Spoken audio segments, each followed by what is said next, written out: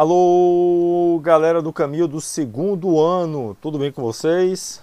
Olha só, essa é a primeira aula nossa após a A2, que está compondo a sua nota do primeiro trimestre. Confere, vocês já fizeram uma avaliação, que foi a avaliação do nivelamento, que foi a A1. Essa A2 foi com o conteúdo do itinerário e nós teremos a A3 fechando o primeiro trimestre com o conteúdo da base comum. Essa A2 trabalhou com esses conteúdos aqui: objeto de conhecimento, orientação e localização, plano de coordenadas geográficas, né, latitude e longitude, translação e rotação e fusos horários. Esse foi o conteúdo, foi uma prova feita aos moldes de um simulado, né, no padrão das provas da PSEX, inclusive procurando aproximar o nível de dificuldade, algumas questões muito difíceis, outras medianas, outras mais simples. Eu espero realmente que vocês tenham tido um bom resultado. É claro que a avaliação é uma avaliação formal, é necessária para compor a tua nota dentro do batalhão, dentro do teu ano letivo, né? Você precisa ter um bom resultado para passar de ano, inclusive, mas também funciona efetivamente como simulado e como autoavaliação. Esse é um assunto, eu já falei para vocês, que cai regularmente. Não tem um único ano que não cai ao menos uma questão sobre orientação, localização, cartografia, esses assuntos que estão postos aqui.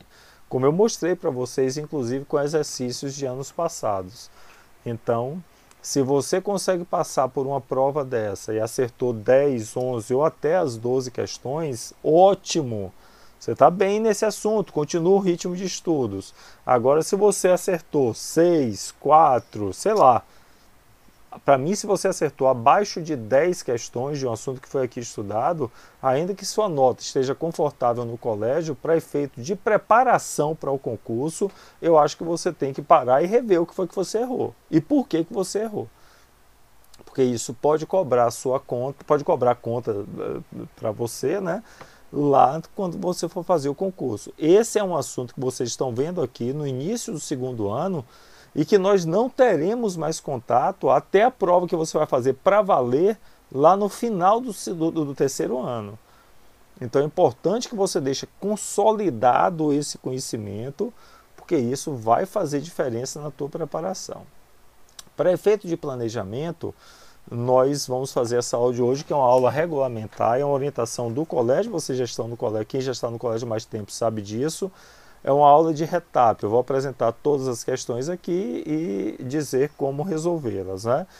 Eu não sei se eu vou dar conta de ler todas as questões na íntegra por conta do tempo de 30 minutos da aula, mas eu vou indicar qual é o gabarito, por que é esse ou aquele gabarito.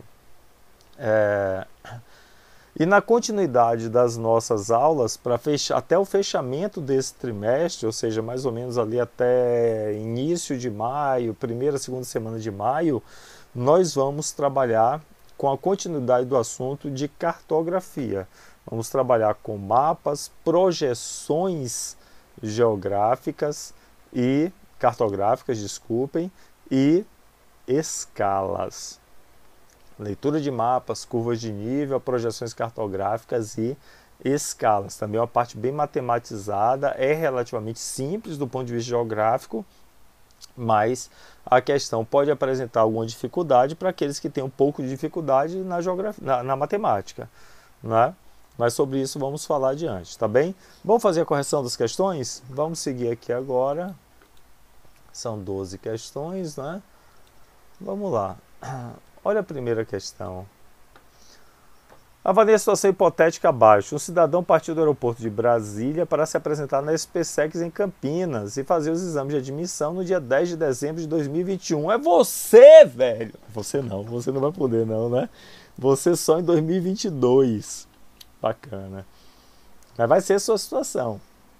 Aqui foi a introdução e tal, e vem a pergunta.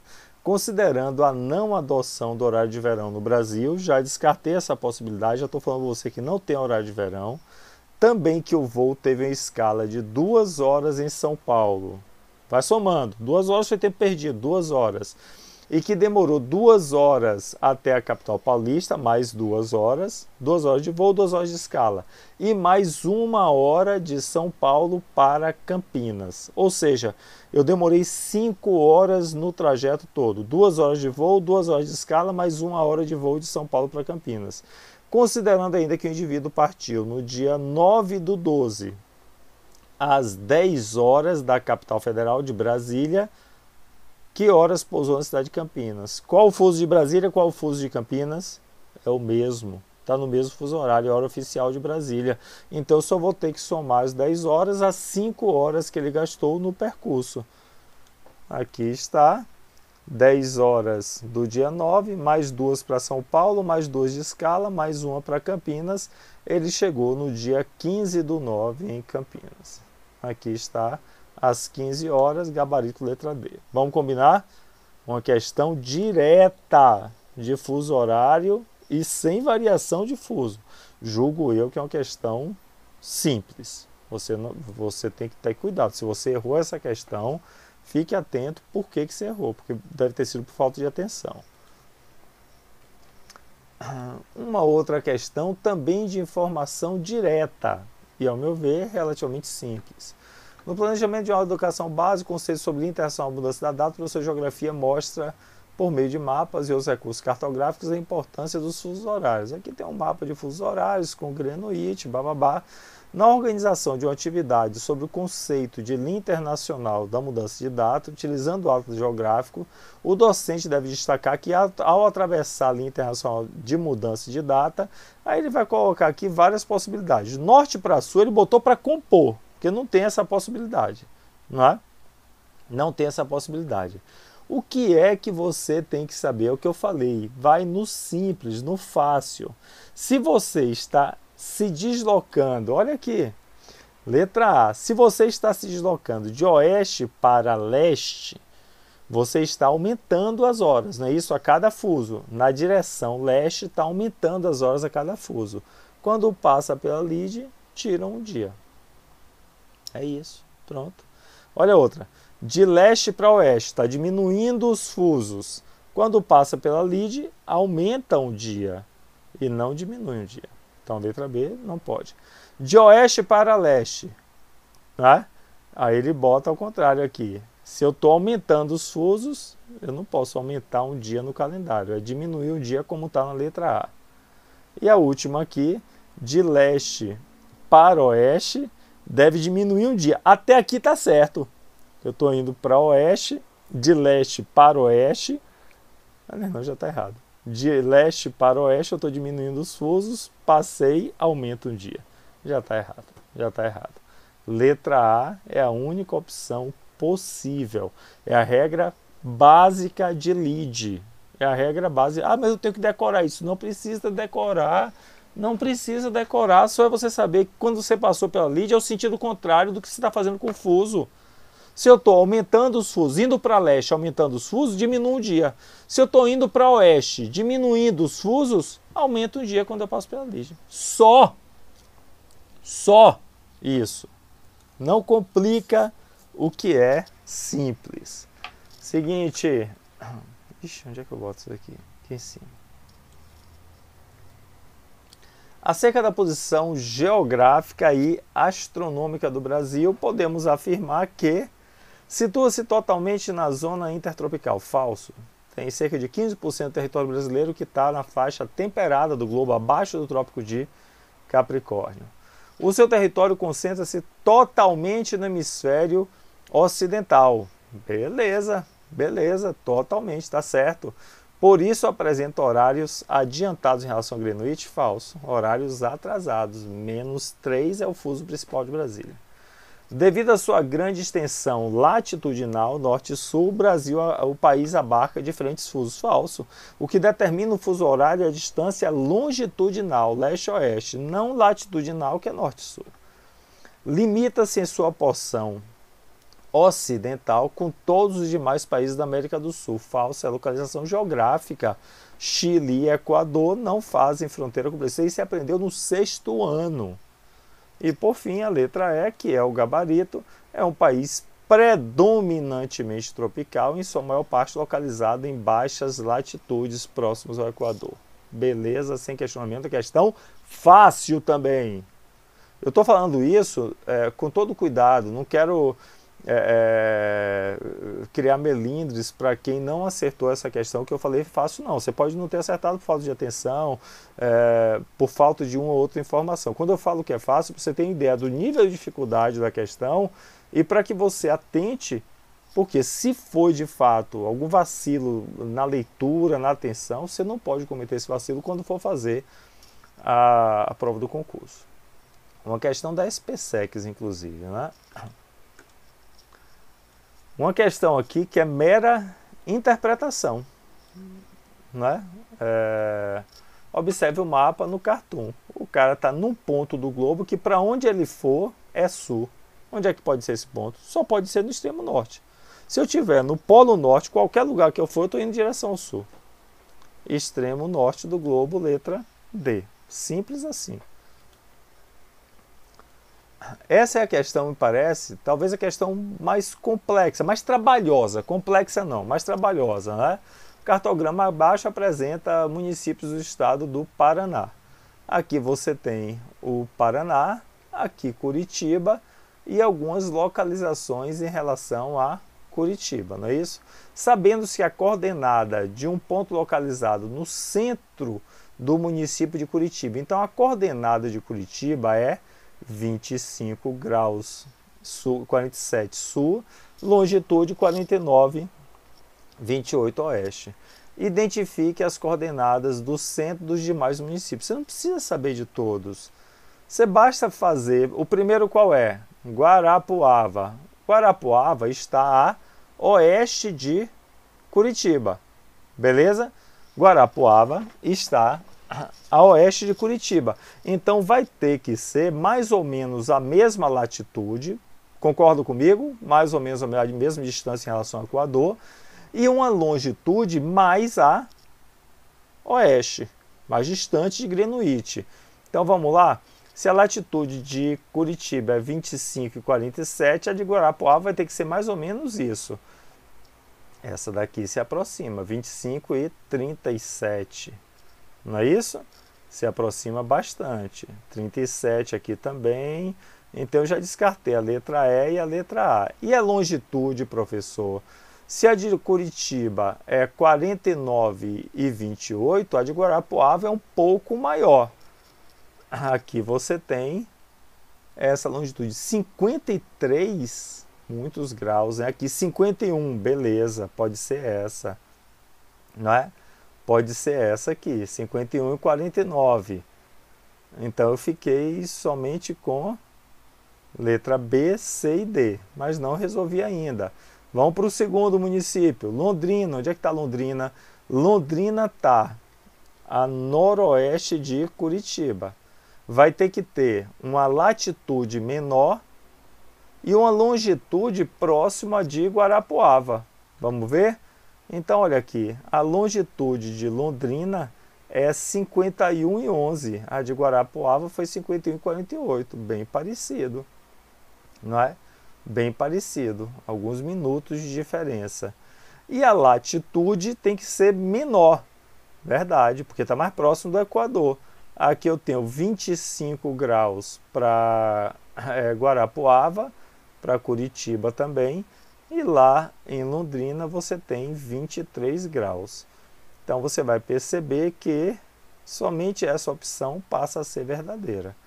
Porque somente elas têm essa combinação. Letra B de bola é o gabarito. Você poderia fazer com todos para confirmar, mas não precisa. À medida que você for fazendo, você for eliminando as outras possibilidades, você chega à alternativa correta. Repito, essa foi a questão mais trabalhosa.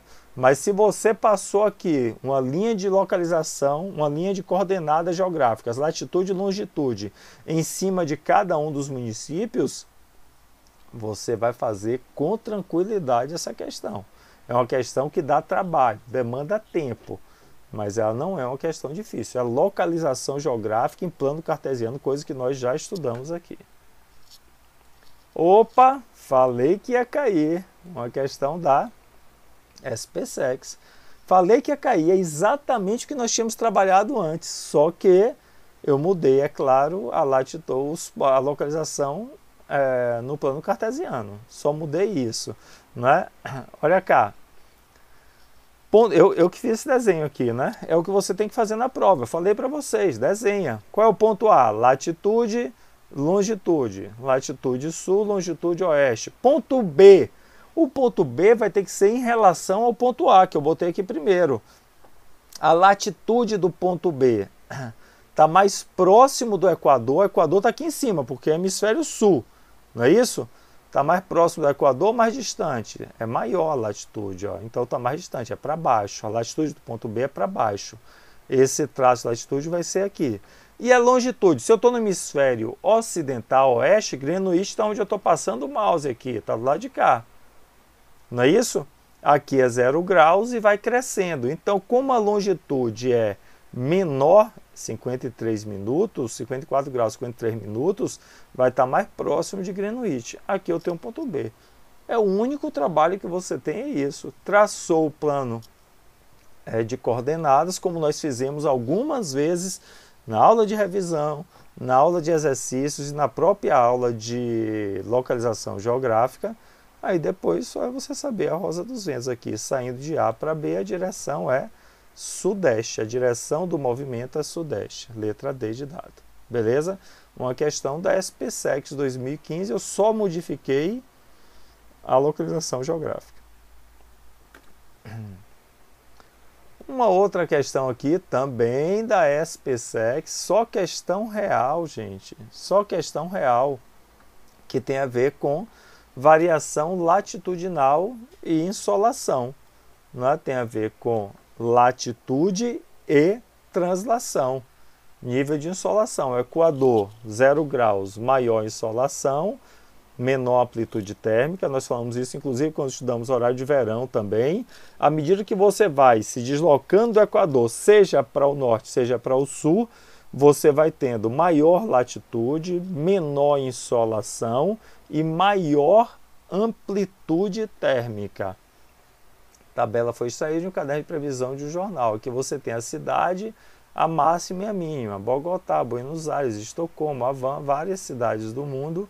Da simples observação dos dados acima, é possível afirmar que, letra C, as cidades de menores temperaturas, isso daqui você nem precisava ir para a tabela. Você nem precisava saber onde é que estão. Aliás, não precisa nem saber onde é que estão as cidades. As cidades de menor temperatura tendem a ser as que possuem maior latitude. É só o conhecimento do que é a latitude.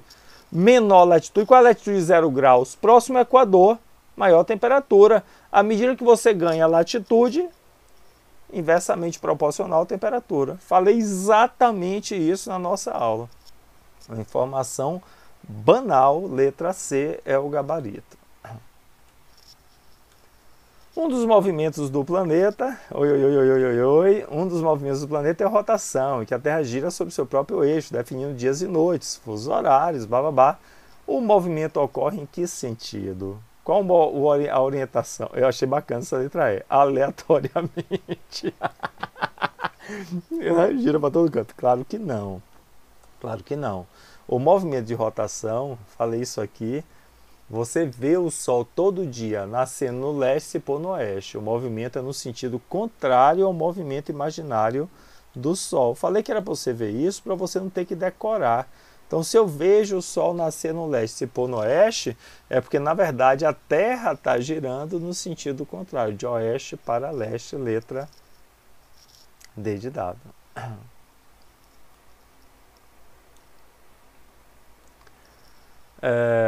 Uma outra questão sobre localização geográfica e insolação, variações anuais de energia levada ao solo, junto ao Equador, ao longo do ano. Estou vendo aqui, janeiro, fevereiro, março, abril, maio, junho, julho, agosto, setembro, outubro, novembro, dezembro.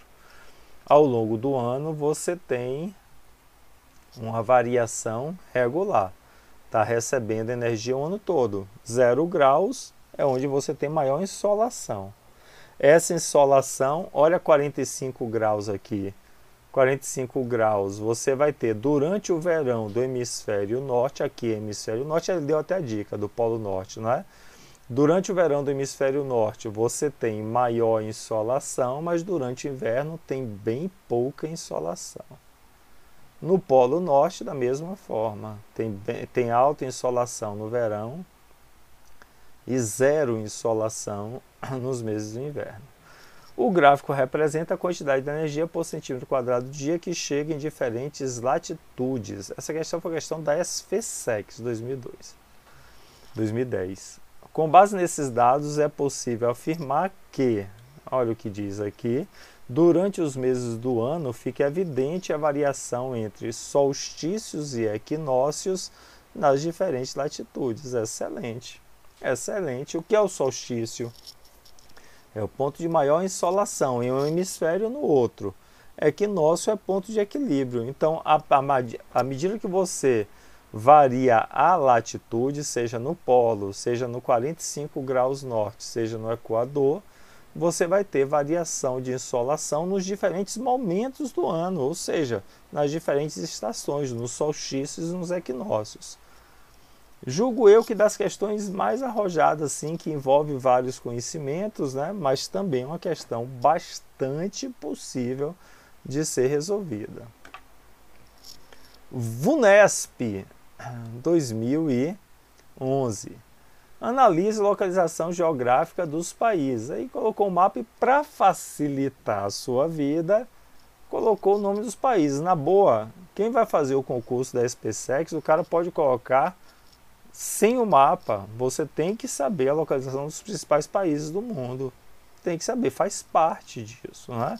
Faz parte da informação. Aí aqui ele vai fazer algumas perguntas, né? Já botei aqui, mas vamos lá.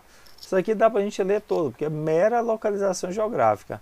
A maior parte da América do Norte, olha a América do Norte aqui em cima, aqui está o Trópico de Câncer, situa-se na região intertropical. Pelo amor de Deus, claro que não, só uma pequena partezinha aqui do sul dos Estados Unidos, da Flórida e do México, que é a América do Norte, mas a maior parte está na faixa temperada do planeta. A Europa continental é cortada pelos trópicos de Câncer, falso. O trópico de Câncer está cortando aqui o Saara. A Europa não é cortada pelo trópico de Câncer. Pelo meridiano de Greenwich é verdade. Greenwich é uma cidadezinha ao norte de Londres, né?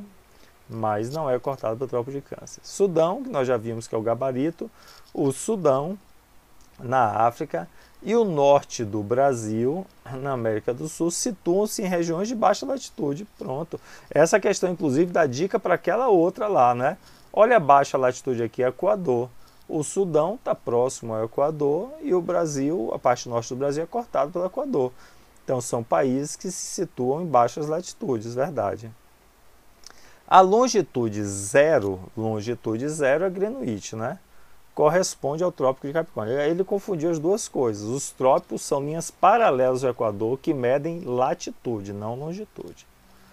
Os Estados Unidos da América do Norte, cá em cima, e a Austrália, aqui embaixo, na Oceania, e o Sudão na África, ou seja, Estados Unidos, Sudão e Austrália, situam-se em regiões de altas latitudes. Falso, não é?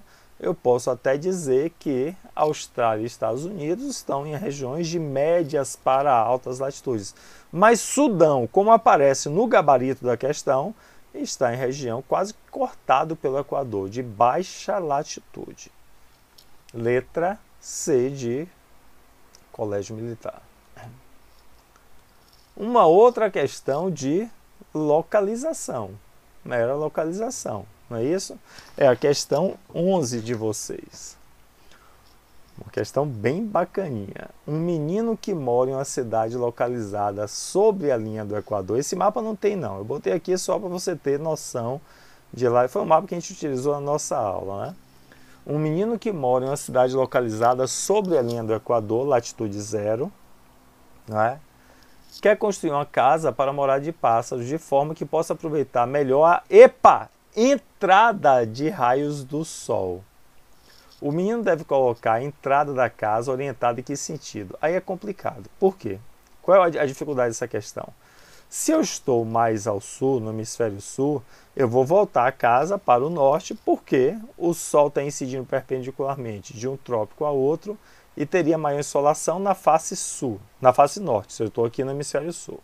Se eu estou no hemisfério norte, é exatamente o contrário. Eu vou construir a casa de pássaros voltado para o sul, porque o Sol vai estar incidindo perpendicularmente entre um trópico e outro, por conseguinte, vai ter uma insolação mais na face sul, para quem estiver no hemisfério norte. Só que o cidadão está no Equador. Se eu estou no Equador, eu vou ter que ver qual é as possibilidades que ele me dá aqui, não é? A noroeste, pois assim terá mais sol, falso, está sobre o Equador. A oeste, pois terá sol de manhã, não. Pela manhã o sol nasce no leste e se põe no oeste. É exatamente a letra E. A leste, pois sempre terá sol da manhã nas estações de inverno e verão. Qualquer estação, o sol nasce sempre a leste. Se ele fala que vai ter sol pela manhã, tá lindo. Norte e sul não vai importar, porque ele está sobre o Equador. Acho que essa é a questão mais difícil, tem um nível de abstração grande, mas dentro das coisas que nós discutimos aqui, a variação de insolação a partir da translação e da localização geográfica ao longo do ano. Uma boa questão, viu? Uma questão bem arrojada, bem legal e faz parte. Na prova você vai ter questões fáceis, como nós vimos, questões medianas e questões mais difíceis. Mas, repito, difícil, mas dentro do que nós trabalhamos nas nossas aulas, completamente. Tá errado o gabarito aqui, viu, gente? Desculpe, tá errado. Eu digitei errado o gabarito. A letra E. Tá certo? Sempre a leste, pois terá sol todas as manhãs. Desculpem. Lá nos slides está correto. Aqui que eu digitei errado. A tabela abaixo apresenta dados sobre 3 diferentes voos. É a última questão. Analise-os, não é? Uma questão de fuso, não é? É importante que você saiba os fusos do Brasil.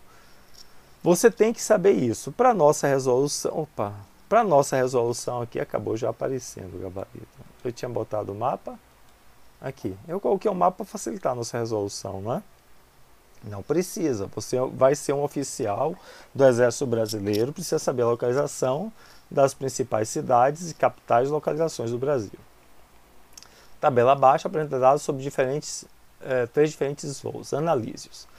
Partindo de São Paulo às 15 horas, com 4 horas de voo, que horas vai chegar em Rondônia? Vamos lá? São Paulo, 15 mais 4 de voo, dá quanto? 15 mais 4, 19. Beleza? 19 horas. São Paulo está no fuso principal de Brasília. Rondônia, Porto Velho, Rondônia está no fuso com a hora a menos. Não é isso? Então, se eu tenho aqui 15 horas mais 4 de voo, eu tenho 19 horas. 19 horas sem contar o fuso. Como Rondônia está 1 hora a menos, 18 horas. Bastou essa aqui para já eliminar A, B e D. Seguinte, de Manaus para Fernando de Noronha. Manaus está no fuso amazônico e Fernando de Noronha nas ilhas oceânicas. Ou seja, 2 horas diferentes, Fernando de Noronha 2 horas a mais. Então saiu de Manaus às 10 horas, foram 19 horas de voo. Eu tenho 10 mais 9, 19 horas, mais 2 horas, porque Fernando de Noronha está 2 horas de fuso a leste, 21 horas, ou seja, o Y vai ser 21 horas, a hora de chegada. Aqui ele mudou, ele botou Campinas, você vai ter que dizer que horas vai ter que sair de Campinas para chegar no Rio de Janeiro às 20 horas. Rio de Janeiro e Campinas estão no mesmo fuso. Aí é mais simples ainda, é só você contar o tempo de voo. Se demora 1 hora de voo, que horas eu vou ter que sair de Campinas para chegar às 20 horas no Rio de Janeiro? 19 horas. Letra C é o gabarito e assim está resolvida a questão.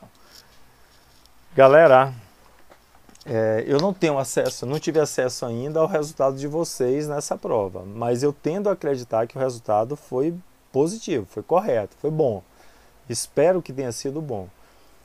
Muita coisa de matemática, de raciocínio lógico, conhecimento geográfico é aquilo que nós trabalhamos nas nossas aulas, né? Quem esteve atento às aulas, quem fez os exercícios, quem seguiu as orientações, eu tendo a acreditar que teve alguma facilidade de resolver essa prova. Espero que vocês tenham conseguido aí acertar entre 10, 11 e 12 questões, que é a meta para o concurso lá no final de 2022 que você vai fazer, tá bem?